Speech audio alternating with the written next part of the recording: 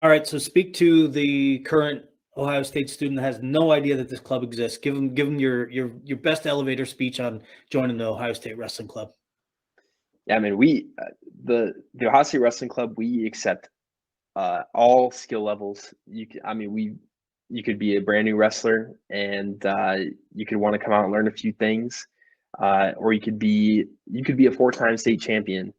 And we got guys that are gonna make you compete in there. And our coach, Dave Rourke, he is truly one of the most knowledgeable coaches that I've ever been under.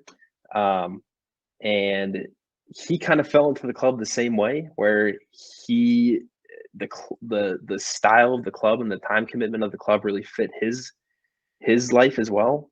The club is for everyone. It's for all skill levels, all competition levels. Like I said earlier, you could make the most of it like I did and compete every weekend of the winter, truly make it a true wrestling season, or you could come in, twice a semester. You come in once a semester and we would never see you again, but we would welcome you with open arms and have you roll around with those guys, because we've had all sorts of people come in, and as well as women's wrestling too. We've had girls come into our room as well, and they mix it up with the guys, and it's a great club environment. It's awesome. All right, Kyler. So what else do you have for us tonight? I think really one of the last things I got for you is just letting all those guys know, whoever's listened to the podcast tonight. I would just say like that opportunity is out there. There are so many different paths. We keep talking about D1 or bust. There's so many different paths to doing the things you want to do, especially in like with wrestling. And the club route was my path, and I think that there's dozens and dozens more people out there and kids out there that want to be doing the same thing that I did, that have no clue that this opportunity is out there. And I just want to let everyone know that it's out there. And if your school doesn't have it, you can, like we were talking about earlier, you can create one. So it's there. It's that love for the sport didn't fade for me, and I got to keep it going, and it's extremely special. So go find that opportunity, or go make that opportunity. All right. I would be remiss if I didn't ask you, Kyler, what has wrestling done for you?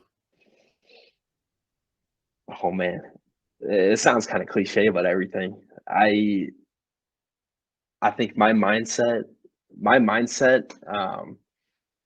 my physical, emotional, spiritual, mental toughness, and like resilience, largely stems from wrestling. It's wrestling is just something that I'm gonna love for the rest of my life, and I'm never gonna forget the days that I competed.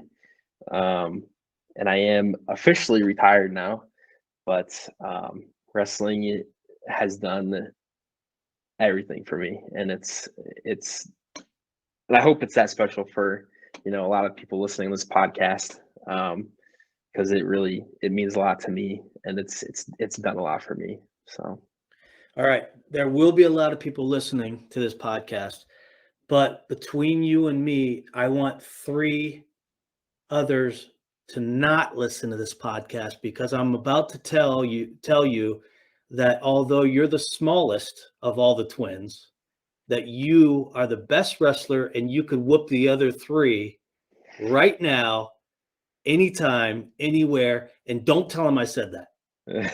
Okay, man, sounds good. All right, Kyler, thanks a lot, man. I appreciate the time. I really love the story. I've been watching you for a long time, so I'm glad you took the time to talk to us tonight. Thanks, Kyler.